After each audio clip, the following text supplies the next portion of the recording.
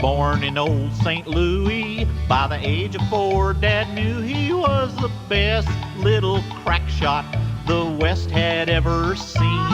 By the time he reached pubescence, he could outshoot all the adolescents west of Durango and north of Abilene.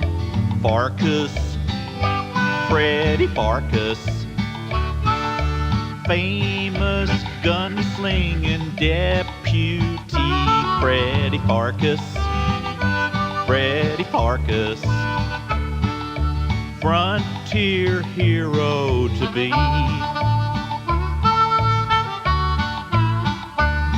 Then one day young Freddy Pharkus stared at eyes as black and dark as night, the eyes of an outlaw well known throughout the West.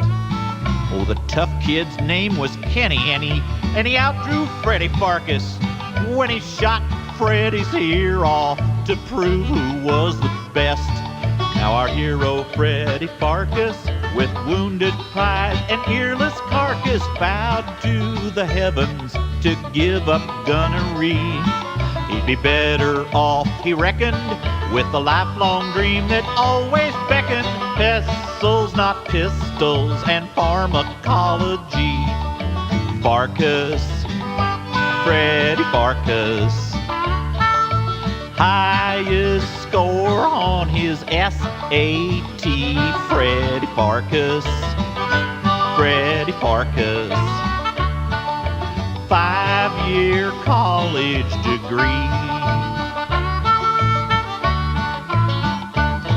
After Fred matriculated, got his PhD and graduated, moved out to Course Gold and bought a pharmacy. Now he's a real prescription writer, and they don't know he's an ex-gunfighter. Locked up his memories, repressed them totally. But his peaceful new survival soon was shot to hell upon arrival of Course Gold schoolmarm, the sweet Penelope. She has captured Fred's affection, but he's scared he'll get a huge rejection. Can't bear to tell her just what he used to be. Pharkus, Freddy Pharkus, frontier pharmacist bourgeoisie. Freddy Pharkus, Freddy Pharkus, peerless, earless, and free.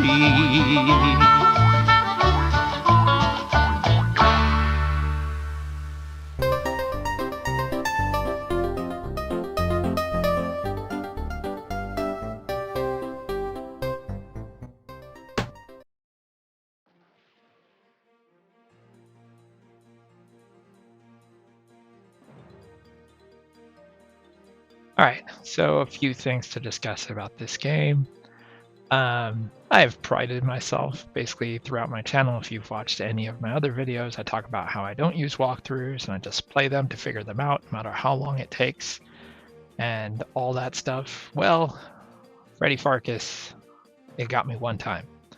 There was one spot where I needed to peek at a walkthrough to see how to basically survive something. It has to do with a hidden back door, and how typical of an outlaw game to make a joke about a back door.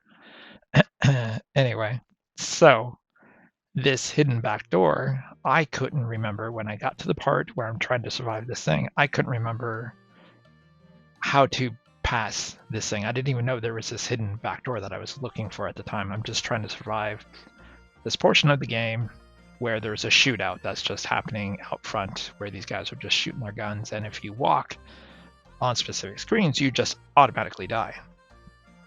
And so in one of the screens there is a hidden back door that I did not know about. I never caught, I never noticed. Part of it is my fault in hindsight as I was watching this video to kind of take notes about what to comment on. I was like, oh damn, I literally walk out the back door at, let me find the marking on it. Let's see.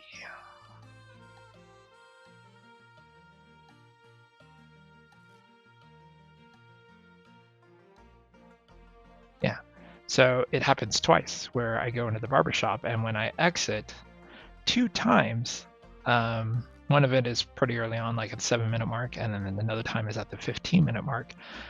Even though I'm clicking on the lower right-hand corner of the game, which looks like it would be the front door, he actually exits out the back door. And now, in hindsight, as I'm starting to think about this, we'll see it here in a moment, does he exit the back door every time he leaves the barbershop? I can't believe that's correct, because that would also not make sense that you'd come in through the front door, but then you'd leave out the back door. So you can see, I clicked, well, it's kind of more the middle, but he exits out that back door. So that back door, I had totally forgotten about. And I think part of that, it is my fault. It took me almost a year to beat this game. But I think part of that is also part of the design. I think if there is a back door that you are walking straight out of, that back door should have been on that back wall to make it more obvious that, hey, there's a door here. Does it lead to a closet? Does it lead out into the alleyway? I think that would have been great. Having the front door and the back door just be separated by, I don't even know what that mechanical thing is in the barbershop, but there is something kind of between the front door and the back door, which is basically lower left screen and kind of upper middle left screen. That's what separates apparently walking in the front or walking out the front or back door. So that, because it had taken me a year to get through this game, I clearly forgot about, especially in the time when I'm just trying to figure out how not to get shot in this game during that shootout process. Because now that was my big complaint. Like, I was like, how was I supposed to know about this backdoor thing? And I kind of feel like a heel now, because at least twice I walk out through that back door. And apparently I'd just forgotten that that existed, because it literally took me almost a year to finish Freddy Pharkus for the channel. I made a YouTube update on July 9th, 2024 saying, hey, I'm going to play Freddy Pharkus. This is the next game I'm going to play. I did not finish until May 12th, 2025. So that's just shy of 2 months of being a whole year before I finished this game. But it's not that it took that long to beat the game. It's just after I made that announcement on July 9th, 2024, that, hey, Freddy Pharkus is the next game I'm going to play. I had forgotten how long this game is and how, I'm just going to say it, how tedious the medication part is, that I often took breaks in between and played other games for my channel. So on top of other games like Lord of the Rings that I've talked about that I play all the time, I recently uncovered my Xbox 360 and played War of the North, which is also another Lord of the Rings game. Not an MMO like Lord of the Rings Online, but it's basically it's potentially a multiplayer game, but play it as a single player. But between all of that, I also played Take You On Dreams Anthology. I did a playthrough and a commentary of that. I did a commentary of Less Manly 2, which I'd played before announcing that I was going to play Freddy Pharkus, because Less Manly 2 was the last game I played, and I was like, okay, the next game is Freddy Pharkus I'm going to play. So I went, after announcing I was going to play Freddy Pharkus, I did a commentary on Less Manly 2. And then I played Mystery House, the Sierra game. And then I did a commentary of Mystery House. Then I played my own game, Final Soul, which is very similar to Mystery House because it's very primitive. Mine does not include graphics except unless you hit the M for the map. Unlike Mystery House, which actually had legitimate graphics, if you will, for a game back then. But then I did a commentary of Final Soul also. And then finally finished Freddy Pharkus, here on May 12th. So I'd clearly apparently forgotten that you can actually exit out the back to the barbershop. in apparently my stress of trying to figure out how to survive those guys who were doing the shootout. One thing that is interesting to note, BBP, who is a member of the Sierra forums, she let me know after I talked about how I'd played the CD version, which has the voice acting and stuff like that. She let me know that there's actually a bunch of stuff that is cut out from the voice portion. So I did some digging on that, and I was like, oh, really? That seems really odd. Like, why would they cut out 15% of the game just for the audio portion? Certainly could not have been because they needed the room, because it came out on a CD, which, the original Freddy Pharkus came out on discs. So clearly there was enough space to do audio recordings, I would have imagined.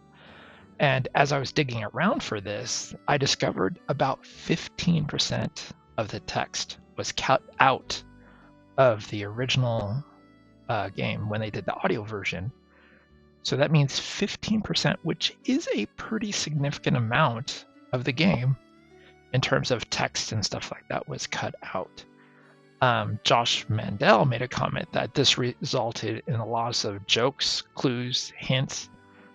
And now I wonder if, like, at some point, if that back door is mentioned or something like that, or if the player is just supposed to accidentally walk through it, or maybe every time you exit the barbershop, because now I'm not even sure if that's the case. If every time you exit the barbershop, you just exit out the back door, and me, in my haste of trying to figure out how to solve it, just forgot that. So that's interesting to note that they cut out 15% of the game for the CD-ROM version. And as I was digging into it, apparently this was due to basically long audio recording sessions. So they kind of got tired of always being in the studio doing all these lines and stuff like that. So Al Lowe actually trimmed out that 15% so that they could get it done faster. This digging is sort of related, sort of not. While I was doing this digging to find out that they cut out 15% of this information, stuff like that, I also learned that even though Freddy Pharkus sold over 500,000, it took like a couple of years, but it sold over 500,000 copies. Sierra considered that a failure, so it never spawned a sequel. So that makes me wonder if Al Lowe and Josh Mandel actually had plans for a sequel for Freddy Pharkus. Certainly kind of leaves it open, because they do, I'm not going to spoil it until we get to the end, but the villain, if you will, the main villain, they aren't found at the end of after everything that happens. Kind of leaves this mystery of where are they, what happened to them. So I'm curious if that was part of the sequel that they were going to plan, that they were going to continue where this villain went, or if they were just going to do something else entirely. But as it would turn out, Josh Mandel left to go do some other stuff, so all of this fell through the cracks anyway. Unrelated to Freddy Pharkus, but still related to sequels and Al Lowe, I also discovered that Torrance Passage had 4 sequels planned by Al Lowe. He had planned 4 additional games to expand on Torrance Passage, which, if you've watched my Torrance Passage commentary, you know how much I love Torrance Passage. I thought that was a great, fantastic game. Even after replaying it, it's aimed towards, family and kids. Even though some of the puzzles in Torrance Passage are extremely difficult, that I don't think most kids would be able to do. But the idea is, if you play it, with the kids, with the family, the parents or the adults could try to help decipher some of those hints. But there were 4 sequels planned for Torrance Passage, but Torrance Passage, even though it sold really well, was also considered a failure by Sierra. So none of those sequels ever got greenlit, which is wild to me. I wonder, when they made Freddy Pharkus, if Sierra was just basically looking at something that they've not covered yet. So, for example, we had Space Quest, which covers like the sci-fi and humor. You had Leash Suit Larry, which covered kind of the adult humor. Perhaps not even kind of, but covers the adult humor, especially in the later games. You have King's Quest, which kind of covered the fantasy side of it, and kind of the fairy tales that were kind of included into King's Quest. You had Police Quest, which covered like the realism, it's a real world thing, it's a real situation that could potentially happen in our world. And apparently some of it is based off of Jim Wall's experience as a police officer. You had Colonel's Bequest, which kind of covered like the murder mystery aspect of it. You had Hero's Quest, or Quest for Glory, whichever you want to call it, which kind of covered also the fantasy aspect, but also was more about the RPG side of it, because your character had stats like strength and dexterity and magic points and stuff like that that you could build up, similar to most RPG games. So they had a lot of these areas covered, and they probably thought, okay, well, what's an area that we've not covered yet? And then they probably landed on Western. This thinking, as I was jotting down notes for this commentary video, this got me to thinking how back in 1990, my friend and I, who were 20 years old at the time, had these big dreams of working at Sierra. Like, we both wanted to work at Sierra. Me more so than him. Like, I was doing everything I could to try to work at Sierra. I was writing into the Sierra magazine, I was writing into Interaction, I was like drawing and doing everything I could to basically try to establish a connection.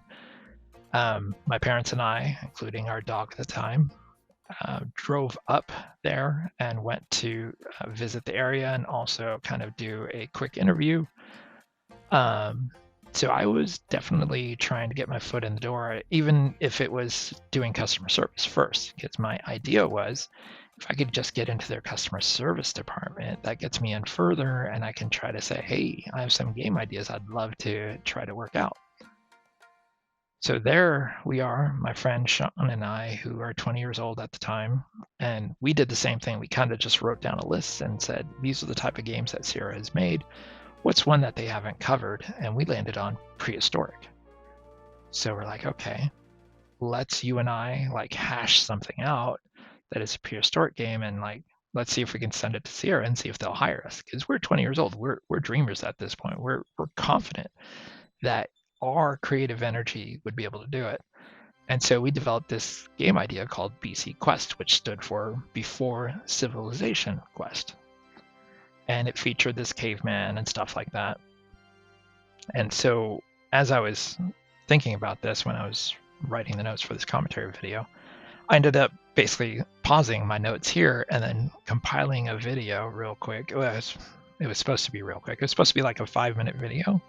Ended up being like, I don't know, I think something like 26 minutes. And then to top it all off, after this 26-minute video that I uploaded, about an hour later, I realized I forgot to upload the high def scans I had of our documentation, including the box cover and all the stuff that we had done for BC Quest.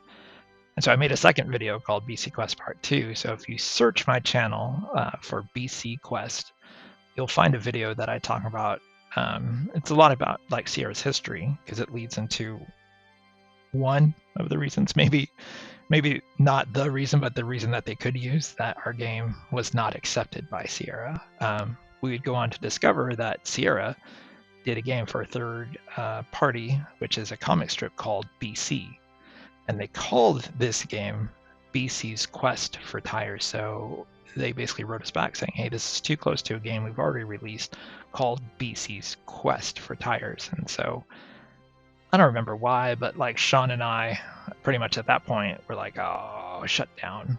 We, I still had dreams of working at Sierra, because I still thought I could try to work at the customer service and get in perhaps just working on a different game, help writing or, coding a different game. Because at the time, I was also learning coding. So I'd learned like, I started with BASIC, which most people did back then, and then learned Pascal, and then COBOL, and then C++ was the last thing I learned in college before leaving college. So I did have dreams of working at Sierra, but never pursued it further. Ended up trying to go to college and focusing my life there, but then actually didn't even finish college. So kids, go to college and get a real job. It's worth it. Don't do what I did, where you're making Sierra videos, hoping to monetize and stuff like that. I did find out, speaking of that, not about go to college and stuff, but in Sierra trying to look for what games they have not covered, Josh Mandel had replied to my video about BC Quest and talked about some of the Sierra's process. So I may make another video after this kind of covering that, and then also some random stuff like I was talking to Josh Mandel through Facebook saying, hey, yeah, like I basically collected anything Sierra. So like a bunch of my games that I purchased back in the day, I still have the original receipts, like from the warehouse and stuff like that, stores that don't even exist anymore. And a few years ago, it was probably during COVID, I think I scanned all of my Sierra boxes, all the manuals and stuff like that, so I could have a digital copy and post them and stuff like that. And so I have scans of the receipts. So I may make a video basically talking about the thing that Josh Mandel talked about and some of the receipts and the cost of Sierra games then and what they would cost now if the world was if those games cost what they did then, what they would cost now, kind of thing. One of the things that I will say is when I decided to play Freddy Pharkus, going back to Freddy Pharkus instead of off the beaten path of where I was, I remember enjoying this game, like prior to launching it this time. And that's not to say I didn't enjoy it this time. When I first played this game, I played it with a woman who would eventually become to be my wife. If you watch my BC Quest video, I probably talked about it before, but she and I actually met on the Sierra Network or Imagination, whichever name you want to call it. And she had flown out and met me and kind of hung out with me and stayed with me for a while.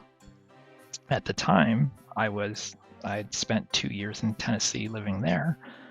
And that's where she'd flown out to meet me. And so she and I were playing Freddy Pharkus, and I'm pretty sure that she and I probably required a hint book, which was fine because back then, essentially anything that was Sierra, I was collecting. So like if I picked up, King's Quest 3, if they had the hint book for King's Quest 3, I would also pick that up as well, just because it was a Sierra hint book.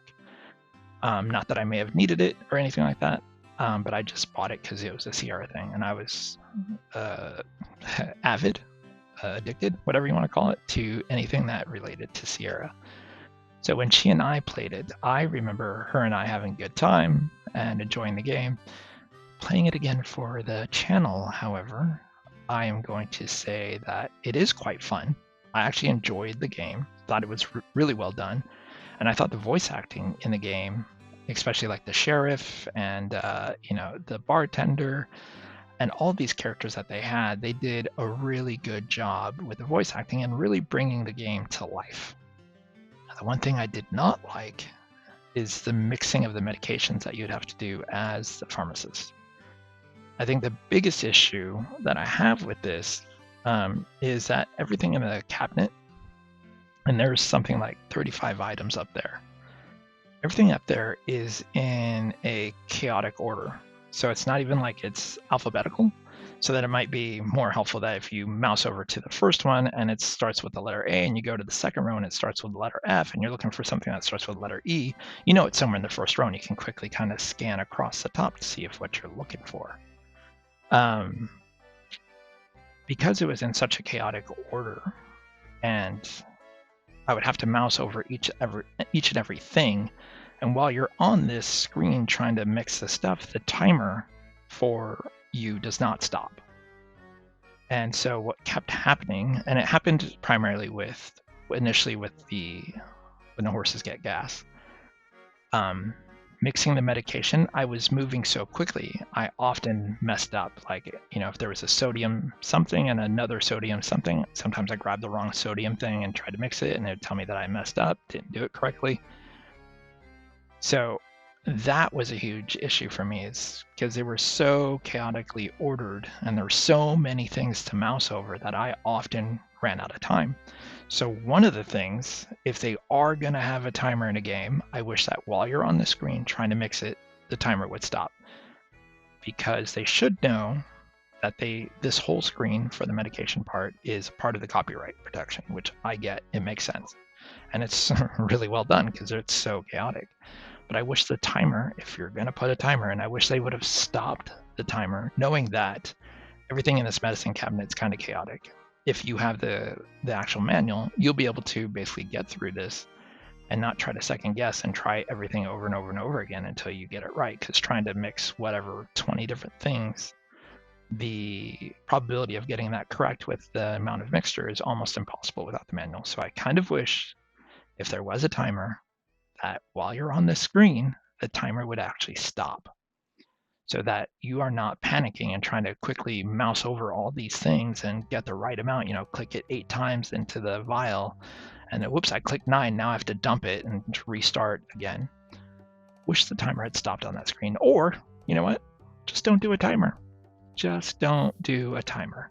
I wish there was no timer for any of those things that you have to do the mixtures for like the horse gas and the poisoned water, if you will. If there was no timer there, that would have been way more tolerable.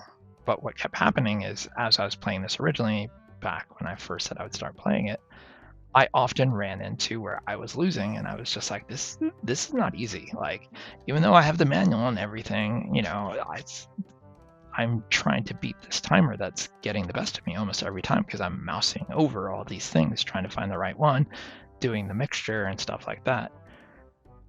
What I ended up doing, if you watch, it's one of the commentary videos where Freddy Pharkus is kind of in the picture, and it's me in the corner talking about, oh, you know what, more news, but no Freddy Pharkus gameplay.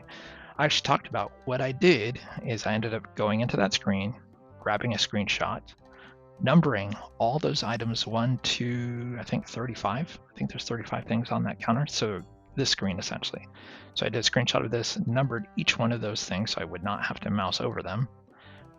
And then what I would do is each time I knew what I needed to make, I basically made it so it would say, hey, number 3 goes, or number 21 goes to number 35 8 times.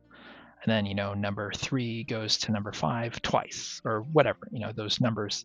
So I could just look at the screen. So I could look at my screenshot that had them numbered 1 through 35 and look at the screen and go, okay, 5th one over goes over here 8 times or whatever. That actually made it so I could actually get past the timer. So I was able to make these formulas really, really quick.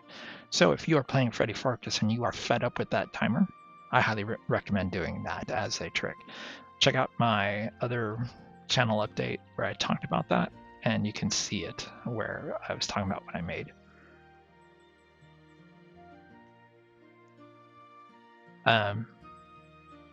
In the game, obviously, we know that Freddy Pharkus is a pharmacist, and you have, when you first start the game, people are coming in asking you to make medication for them. And these, as far as I know, don't have any kind of timer. You can easily make these. But just like every Sierra adventure, basically, as you're walking around, the main thing you want to do is look and click on everything, like everything. And then, same old story, pick up what isn't nailed down, if you can.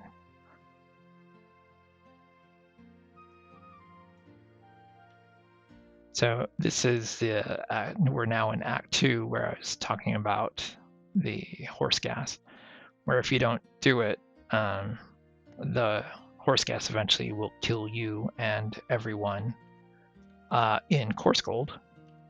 Now, I get that it's part of the puzzle and you have to figure out this horse gas thing and find a cure for it.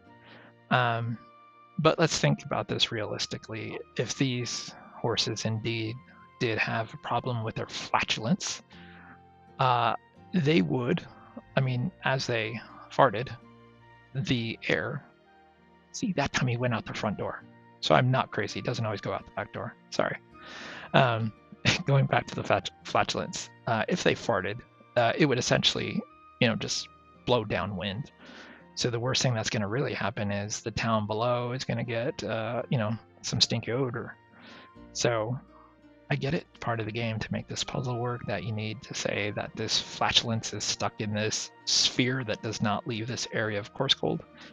But I just thought, that's kind of a stretch, even for an adventure game, that this fart, even if it's a lot of it, just isn't moving downwind from where you're at, following wherever the wind blows. But there you have it.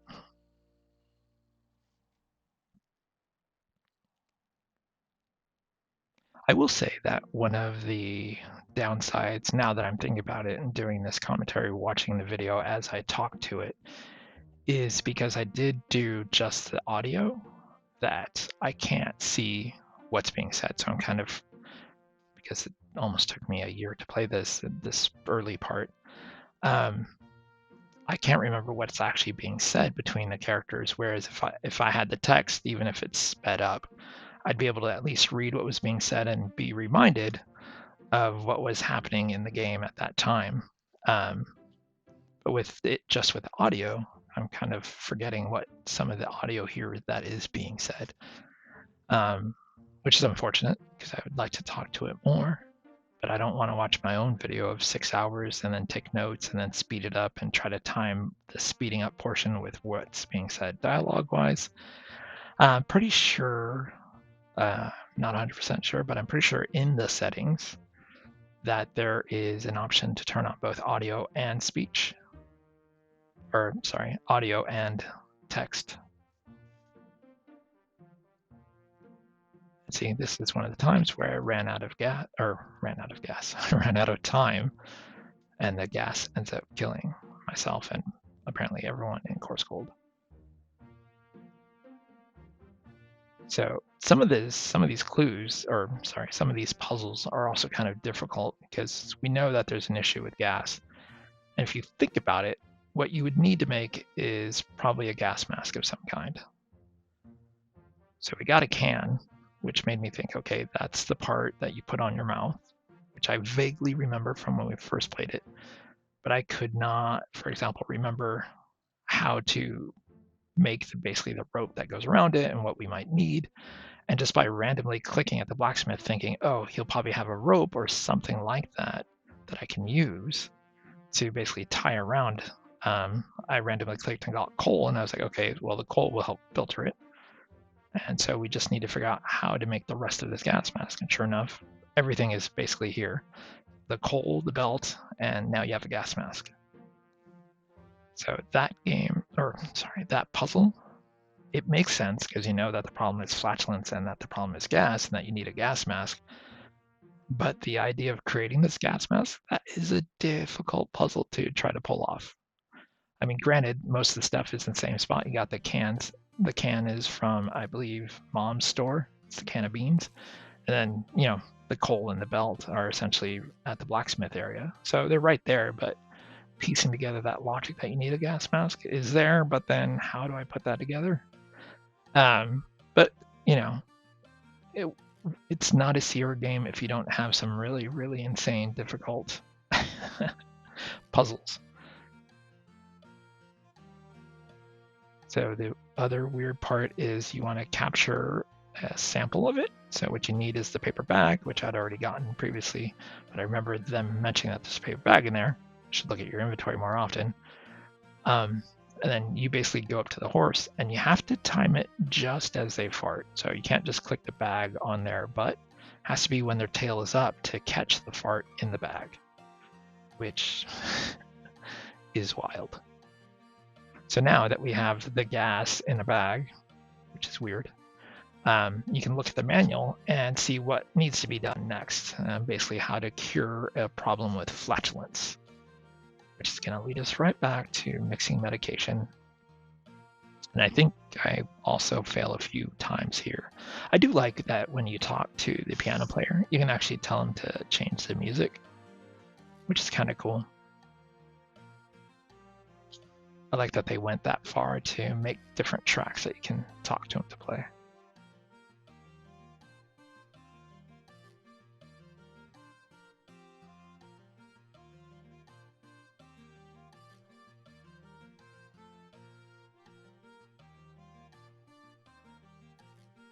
And essentially every time once you have the gas mask, it's a good idea almost every screen just to breathe into it. Even though I got crazy with it and just walked several screens without doing that, I would highly recommend just breathing that stuff in through the gas mask, not the flatulence.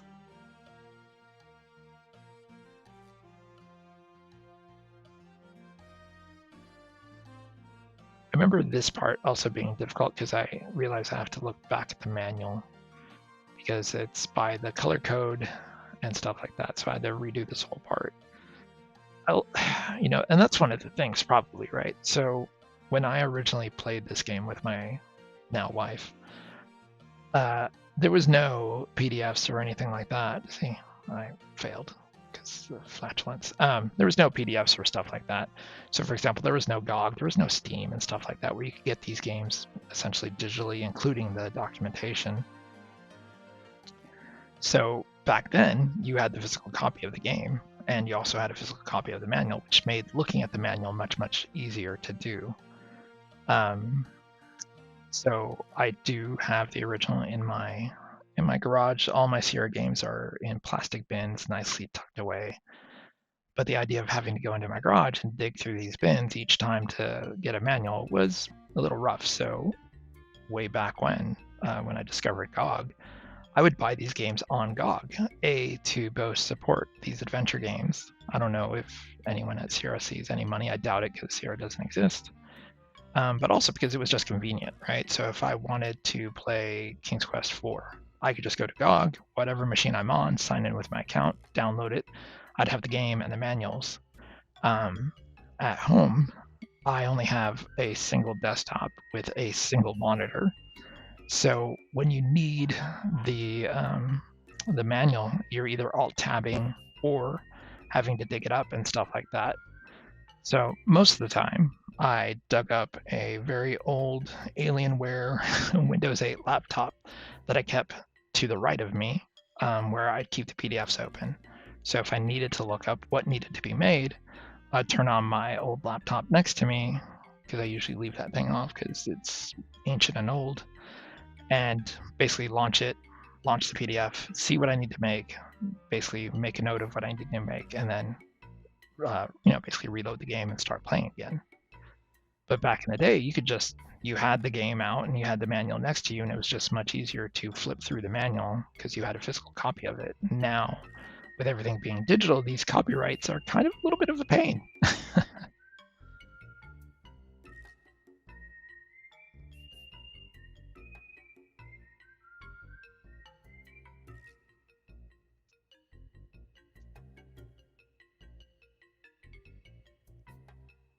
I do like that there are dancing sheep up in the bar. And then there is also a sheep, lady of the night, if you will, a madam of the night that we'll see later on.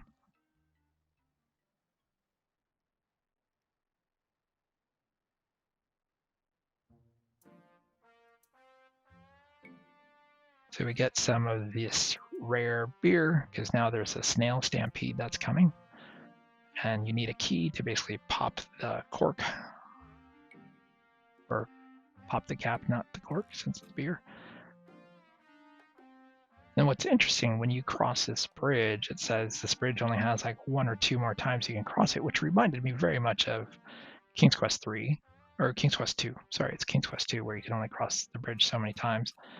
But I ended up crossing this bridge numerous times, and I don't know if there is X amount of times where actually Freddy will fall, but like you have to come back to this screen and back across several times. So this is a reference to Lemmings.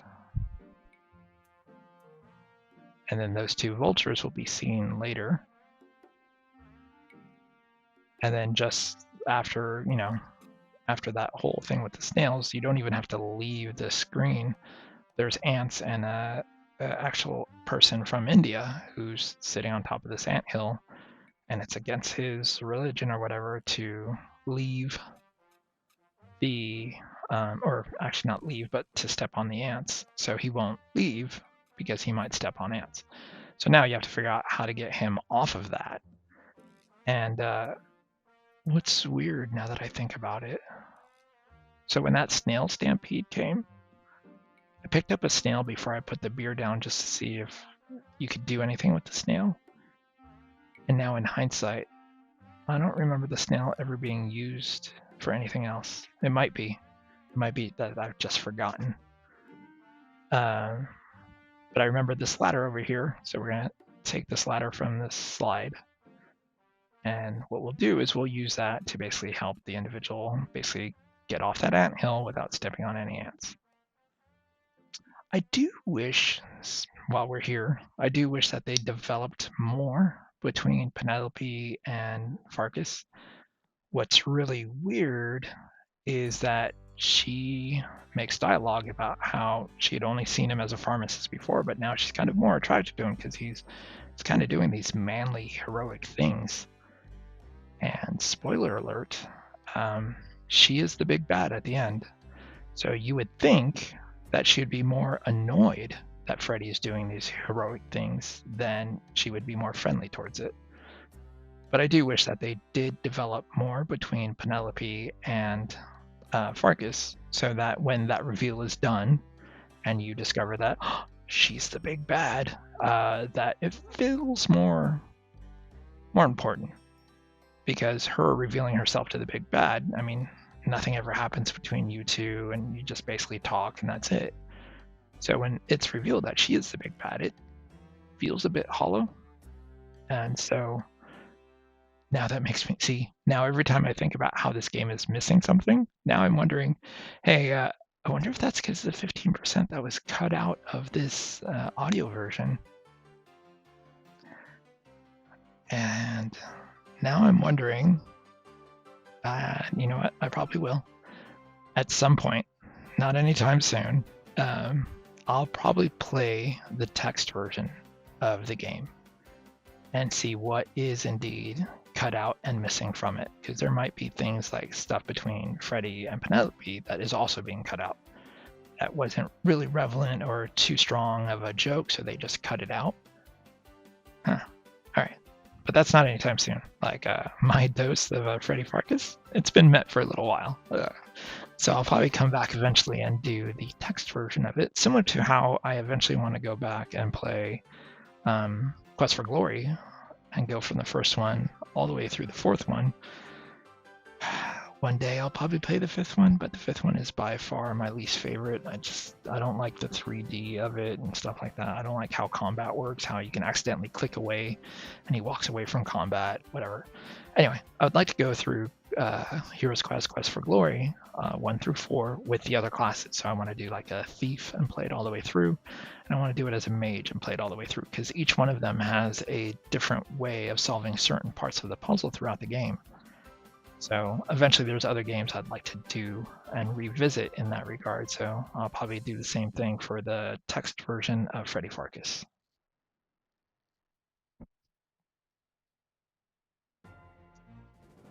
And you can see that randomly stuff showed up on the front door of your pharmacy. So you know, okay, well that wasn't there before. Oh, and this screen here with the lake and how it's bubbling, this screen is literally serves no purpose. It serves only one very vague purpose, and that is the fact that the water is bubbling and something is wrong with that water. And at first, that's why I went there to that water scene first, is I thought that's where the poison water issue is. But then we go here, and we can see that there is also a water well here, which looks more functional than the one by the lake. And so that lake scene, when you see the bubbling water, what's going on there is not revealed until the very end. So that screen is literally there to serve no other purpose than to say, hey, if you notice the bubbling water at the end, this is why that water is bubbling, and this is the reveal. And so now everyone, because the poisoned water supply has the poops, if you will, now you've got to find a cure for that. And once again, I think I failed like 2 or 3 times on this one as well. Again, if there was no timer on that medicine cabinet part, it would be really great. So Allo, Josh Mandel, if you're listening, if you ever do another adventure game in some weird way in the future, some Kickstarter, please don't put a timer.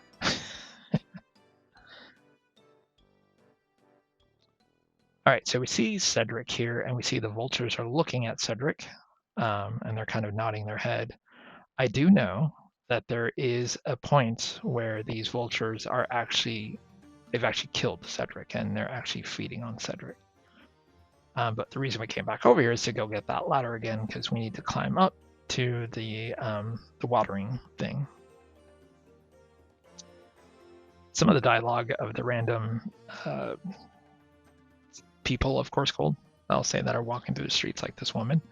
Like, I clicked on her randomly, and so help me if her dialogue doesn't stop the timer also, because she goes on and on and on about how women are not respected because their time and stuff, all this stuff that they do. And it's a valid point, but that she goes on for a while, and I'm like, hey, listen, I'd love to hear your whole thing, but I have this whole water thing I need to cure, and if I don't do it in time, I'm gonna die again.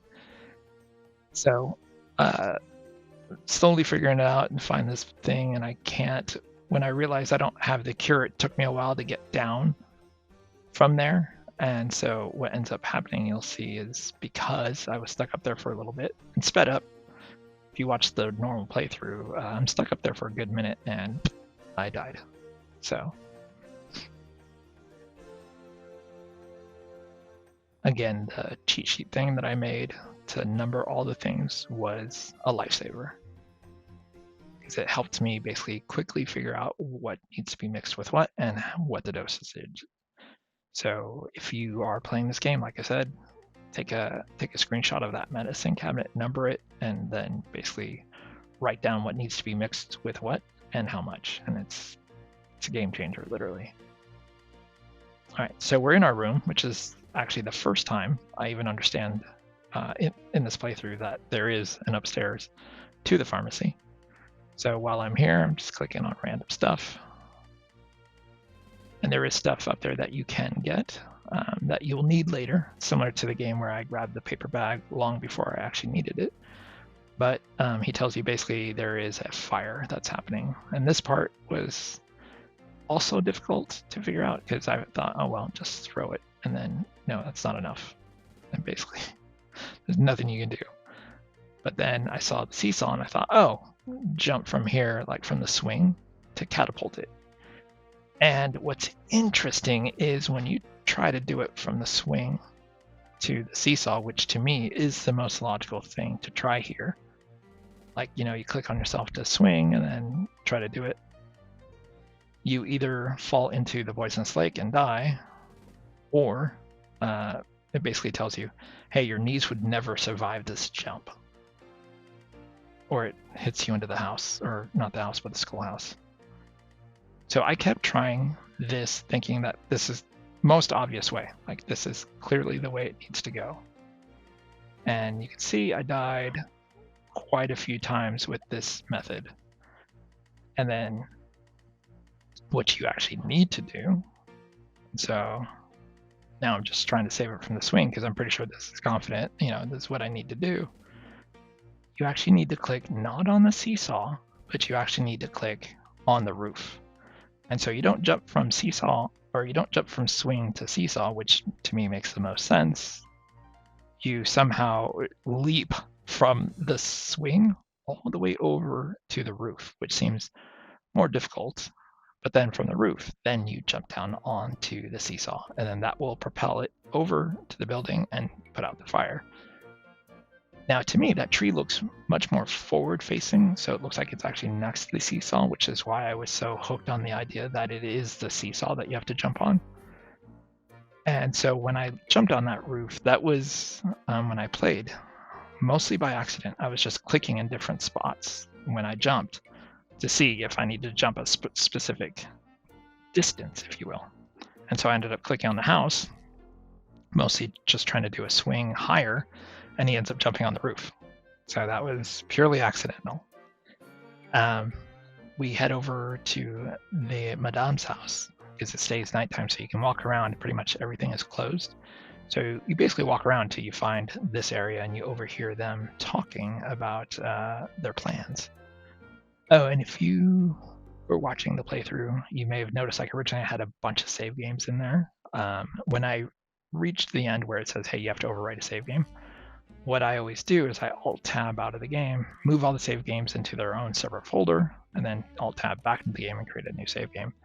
That way I have all the save games completed, and none basically where I try to overwrite the other. So remember where I told you about the sheep who is a lady of the night, if you will? This is where she's at.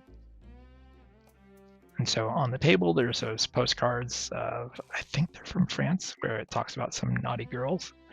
And you want those because you'll need them later at the barbershop that has a super secret exit that I clearly forgot about. And so you can talk to the ladies of the night, and they all talk to you and about how you are attractive and stuff like that, which is pretty cool that all these things think you're attractive, including the weird lady sheep. But what you want is the madame who runs the place. So she will show up, and basically earlier when you give her medication, she says, "Hey, sorry, I don't have the money.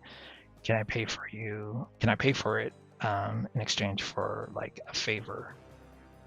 And so you agree to that, and then she starts telling you, "Hey, you need to get out of here. Like something bad is going down, and they're going after you, and so you should leave Course Gold." And so she's kind of giving you this hint that things are definitely amiss. Like these events that are happening at Course Gold, from the fire to these buildings being shut down. I'm not sure how a snail stampede plays into that, but those kind of things like the flatulence and the poisoned water, it's all an effort to get the people out of Course Gold because something big is going down. But she doesn't know who's behind it. And so after that, we go into Act 3, where once again, we're in Freddy Pharkus' room. The narrator, who is basically Whitlin Willie, he tells you every time you fix whatever situation is at hand, he tells you what's going on next. So, for example, when I fixed the issue with the snail stampede, he would be like, "Hey, you know what? There's like a guy trapped with the ants," and stuff like that. So here in Freddy's room, just gonna look around again, collect whatever I can find, including like notes and stuff like that. Again, click on everything, every time, everywhere, because something may have changed since the last time you were here. Like an event that you did now provides access to something else. Like we now have a key that now opens up this roller desk, I believe they're called. And then inside there's like a note. If you read the note basically gives you details that you trusted. I believe this is where your guns are. I think the note talks about where your guns are, because these bandits are coming for you. So it's time to strap on your shoes, no pun intended, put on your old Western gear, which is going to include your guns, and get things taken care of.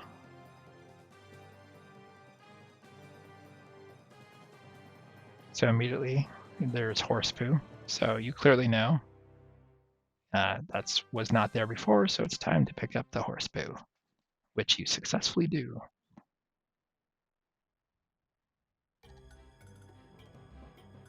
And at first, I thought that was actually a sheep, and I forgot that it's the thing. So in this grave, you'll notice if you watched before that grave that I'm at, it has grass covering it. So now that we've hit this act, now there's dirt there.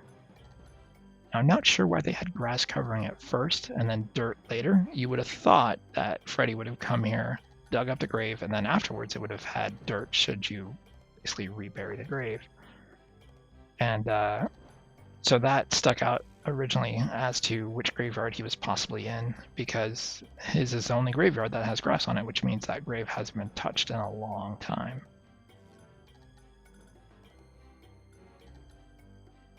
So we try to get the pie from the window, but he says, "Try it again, and I'll basically cut your hand off." So now we need to find a way to basically force everyone out of Mom's Cafe to essentially evacuate the area, so that we can get in there and get that pie without getting our hand slapped. Now that we have the note from our room, we can actually also go and get our safety deposit box. That's where our guns are. I forgot what's in the grave then. Oh, the key. I think the key is what's in the grave. So the key leads to the guns, and now that we have our guns. And it's interesting because he is also part of the bad plot, obviously, because we overheard him talking about it. You think, having seen us get our guns, that he'd be aware of the situation of Freddy's about to take some action. I do like the fact that in the upper left-hand corner over there, there's the camera that takes your picture, which is very, like if you go into every bank now, there's a camera there. So I thought that was a nice touch that they put one of those old school cameras in that corner. And over there, suddenly on the table, you'll notice what clearly looks like a modern day coffee maker, which you wonder if there's not like electricity, how are they plugging that in? So in an attempt to get everyone out of Mama's, you put the poo in there, which makes everyone like flee in disgust because it's cow pie. Then now, speaking of cow pie, we can get the regular pie. I just wouldn't recommend going back into Mom's for a while. So now the next thing I need, because I've got a gun, now I need bullets. Now the most common sense to find bullets would be the sheriff. Which again would be ironic because he's also part of the plot of being part of the bad guys. And somehow you have to convince him to give you bullets. And there isn't a real clear indication of what you're supposed to do here. So I tried clicking guns and bullets and stuff like that. And what I ended up doing is the old school, like, hey, does need a cup of coffee? Because why am I carrying this coffee around? And he says, sure. And I'll give you, some stuff for it. Which then leads me to think, well, the pie probably also goes to him because I need more stuff out of him. So I've got some of the bullets. Give him the pie. He also gives you basically a cleaning kit for your gun. And I think, not 100% sure, but if you do not do the cleaning kit with your gun, I think when you fight Kenny the Kid, which is a reference to Billy the Kid, I think you either miss and he shoots you or you misfire and hurt yourself or something like that. I'm not entirely sure though. I think it's hilarious that literally cleaned the gun and loaded it in front of the sheriff. And he's like, all right, like, no need to worry here.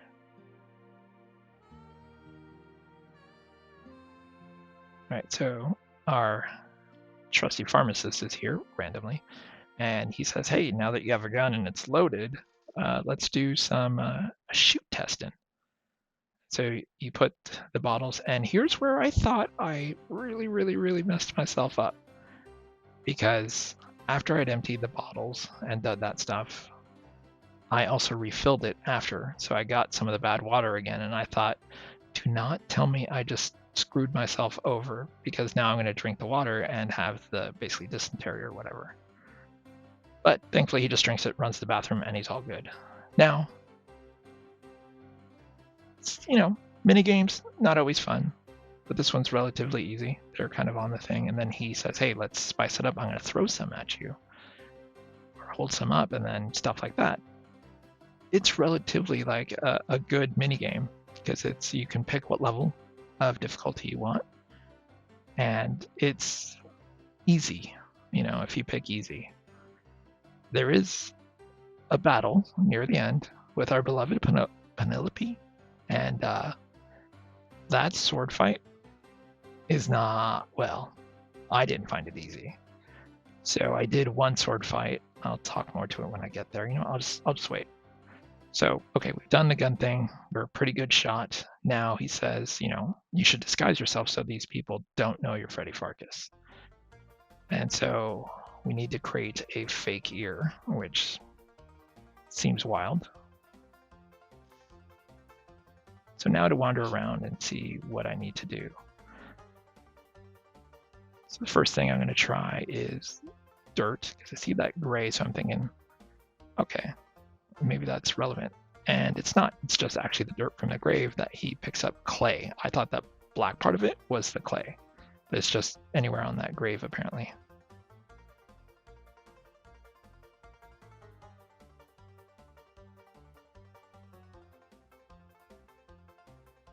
Now Mama's is closed due to the poop that he put on there.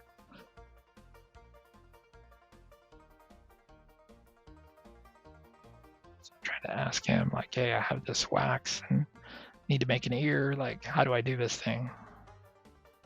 It kind of gives you a rundown on the components you need. And then at the very end, he says, did you get it all? So he tells you how to essentially build your disguise for your ear.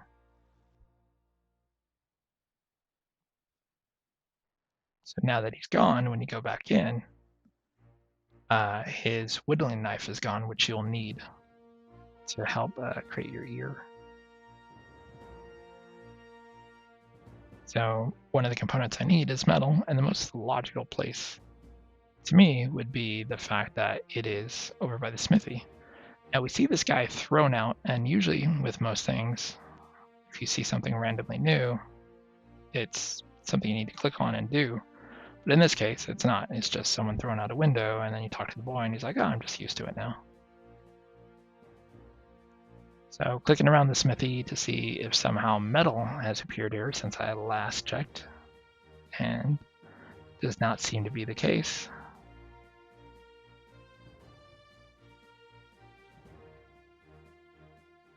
And I don't get that thin person either. They just literally come out through this very thin space and then they stop because I'm blocking their path, but then there's nothing to them. Now, if you notice, in that right-hand corner is a new item that was not there before. That hanging mark is always there, but that necklace wasn't there. So now we have our medal. You can tell I'm talking more about the game. I'm more familiar because this is near the tail end where I was actually recently playing it, not like from almost a year ago. So all of this stuff is actually very familiar still in my head because that's just what was it, like a couple days ago that I finished this game. The part for forging the ear was a little bit difficult, how to get the metal into the ear. That took me quite a few tries to understand. Thankfully, there's no timer on that, so I basically took my time figuring out which way to do it. And then once I got the metal in the ear, it took me a little bit to figure out how to get the metal back out of the ear. So now I've got a metal ear disguise, so we're good to go.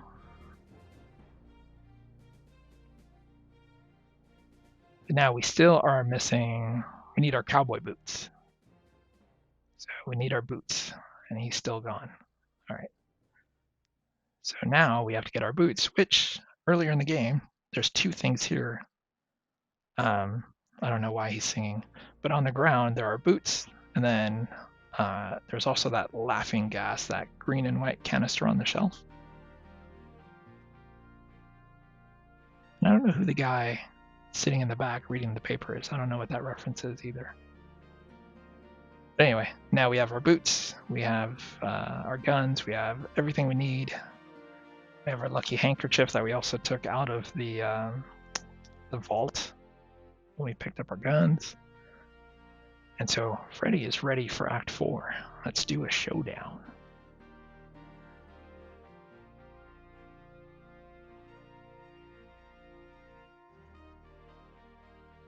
This is the first time, just thinking of this, that you actually see him out of his store, because he's always in the back saying, "Be there in a moment!" But you actually never see him come out until right here. Now there are some new people here. There's some new people at the table. The doc is gone, and there is someone who looks vaguely familiar leaning against that bar. Now what we have to do is watch this table, and if you notice, there was a hand that suddenly popped up right there. And what you have to do is essentially grab that hand. Because the guy who was outside, who owns that like general store, he basically says, hey, there's a guy inside the bar who's like winning all the games like left and right. And you discover, yep, he's cheating.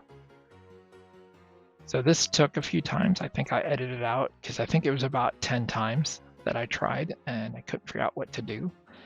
And it doesn't make sense because there was no indication that this would be the move to do.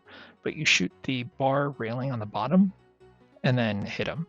But that was because I just started clicking around. Like I clicked the moose, I clicked the picture in the back, I clicked over on the stage, I clicked over where the piano guy is, I clicked the picture behind the bartender, and then I clicked like the pool table balls, I clicked the forgot what that game is in the lower right-hand corner. Like, I clicked all these things, and when I clicked on the bar, it actually fired the shot and actually did what it needed to do. So that was pure guess, but it was literally probably an hour of me trying to figure out what to do to shoot that guy. So I cropped all of that out and just put the winning shot. And this is the part that I was talking about earlier, where there's these guys shooting up the place, and if you step outside the bar, you'll die. And if you go up here, you live, because they don't know you're there. So trying to figure out what to do, I was like, okay, can't shoot them, because as soon as you shoot them, they shoot you. And so you can walk around the back, you can go in these alleys, but as soon as you walk out into the main area, you'll die. And so this is another one where you can see I sped it up a lot. So there's no guys over here at the far left where the bank and the smithy is. And so the judge is in the toilet, and there's no one at the school. And so you can go into your pharmacy, and then you can tell the sheriff, hey, there's people shooting up the town. But as soon as you go anywhere near those screens, you'll die again. And then so I'm just trying to find out where I need to go. And this is where I read the hint, and you can see me clicking feverishly against the wall to try to get inside, and there's the laughing gas that we need. But that's the clue that I looked up, because I could not figure out how the heck to get into a spot where I can do anything with those guys. And I was trying to get here thinking something to do with that green canister was there, but I couldn't get there because I would die instantly. And so he won't give it to you until you say, hey, I have these things. And he says something like, yeah, you know, my people don't read. And you say, well, that's great. There's actually no reading on this. And then he looks at it and goes, hey, what are these women doing? And then Freddy says something like, I don't know, but something's going on here. And he says, hey, this is perfect. Here, go ahead and take the laughing gas. Now, once I have the laughing gas, that was super easy to figure out what was next, because now I just need to go back up to that canister area, or up to the banister area, and put it there. And I was thinking you shoot it from there and then it'll spray down and you'll be okay. Spoiler alert, that is not what happens. You cannot shoot it from the banister area. You actually have to go to a different screen to shoot it. But this was me, why there was a pause. It was me ranting about the hidden door. Like, I was like, literally while I was playing this, I was like, how the bleep was I supposed to know about this hidden door? And then again, in rewatching it, there are 2 times right near the beginning where I walk out that back door accidentally. Like, I'm trying to go out the front door, but accidentally I go out the back. So you have to make sure you go down the correct alleyway, which will take you back here, and then you go up to the banister. And this is where I was thinking you could put the canister of the laughing gas and shoot it from here. Because from up here, you're safe.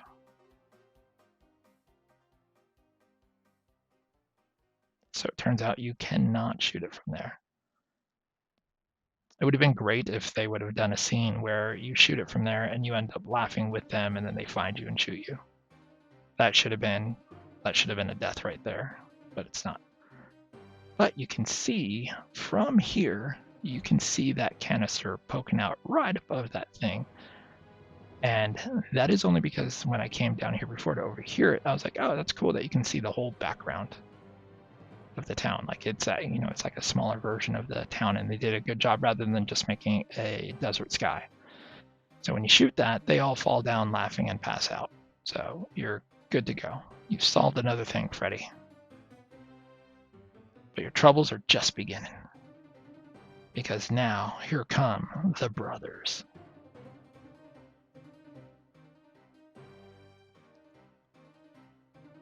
Again, see how much more I'm talking about the game near this tail end area because it's so familiar to me, unlike the beginning part where I was rambling about a bunch of stuff because I could not remember what the heck I was doing. This is another one where you're shooting the brothers and you can't shoot the people. And it's relatively easy. Again, it's like that kind of Western kind of things going by and you're pew, pew, pew. And it made passing this like super easy because I didn't want to do the difficult version of it, and I don't even know how difficult the difficult version is.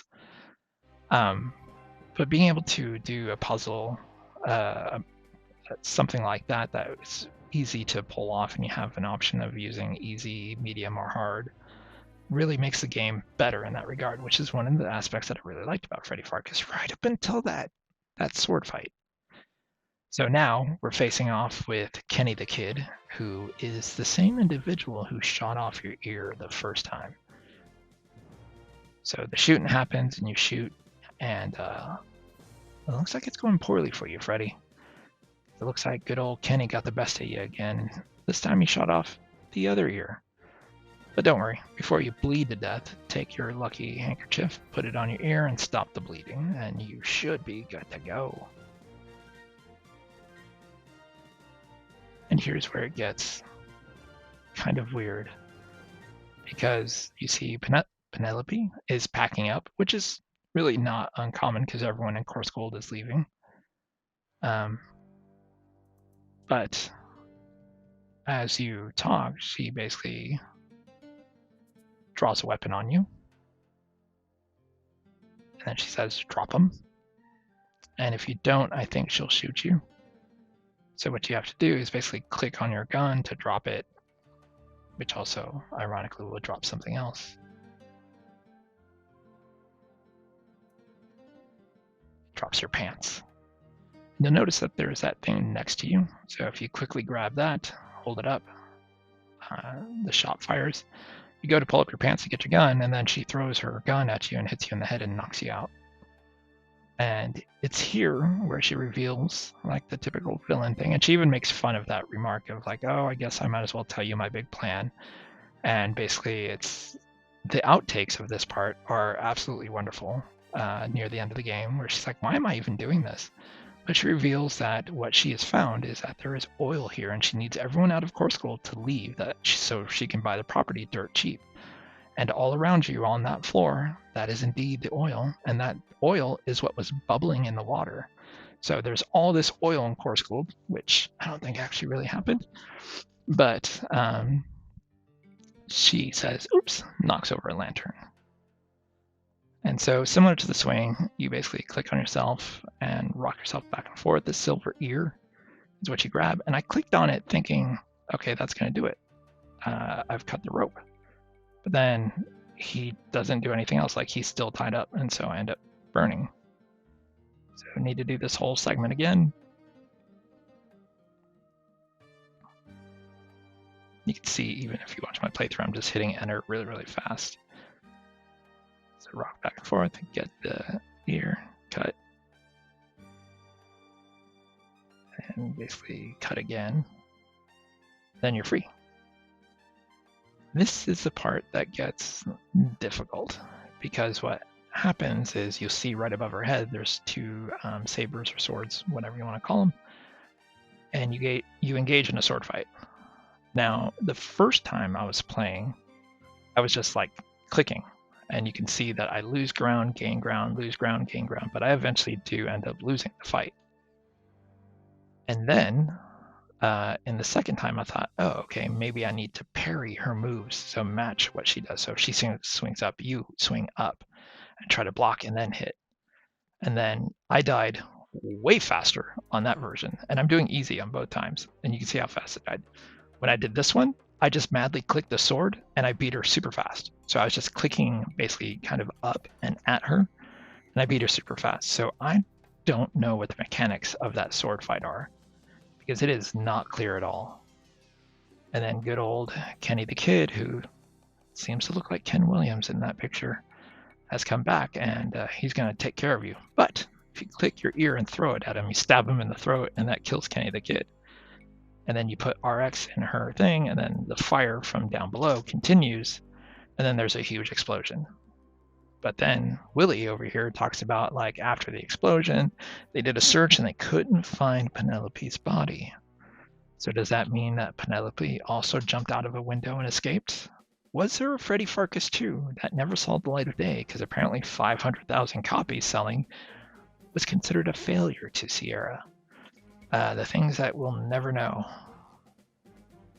But anyway, that was Freddy Pharkus again. Overall, I would give this game basically a 9 out of 10. The only real mark against it is the copyright with the medication. And it's not that I don't like the copyright, it's just it was so chaotic that it ended up costing me a bunch of frustration, which I don't think a game should try to do. I wish that the timer would stop while you're on the mixing screen of that cabinet, which would give you the benefit of not having to try to hurry through and making careless mistakes like I did. Or if there was no timer, because if you have the copyright book, you can know what you need to mix. Someone who doesn't have the copyright book is going to have to try to guess the probability of 35 different items with infinite amounts of dosage to try to get it right. So I feel like that whole part of the copyright part of the thing was very punishing, because it's not alphabetical, it's just in a random chaotic order. The timer doesn't stop on that window, and you're trying to mix all these things to a certain amount, and if you do one too many clicks, you have to do that whole thing over again. So just felt that was very, very punishing, and that is literally the only reason I would not give this game a 10 out of 10, because otherwise it's actually a pretty fun game, and I'm kind of curious to play the text version, not anytime soon, to see what that 50% is that got cut from the game. All right, well, here we are we are actually over an hour of me talking about this game. I hope you enjoyed it. If you haven't already, please click like and subscribe. Tell other people about this channel. I greatly appreciate it. Love you all. Bye.